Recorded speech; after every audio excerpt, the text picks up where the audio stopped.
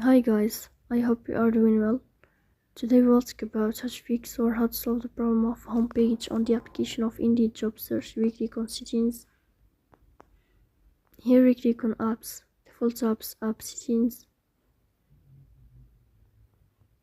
Then here we search about Indeed job search. Then we click on first stop and we click OK. Here we'll enter to storage. Then we click on clear cache. Here we turn off your Wi-Fi and you'll turn on your Wi-Fi again to fix that problem. If it's not working with you, then we'll update your app on Play Store. So that's all. Don't forget to support us by like and subscribe. See you next time, and thank you for your watching.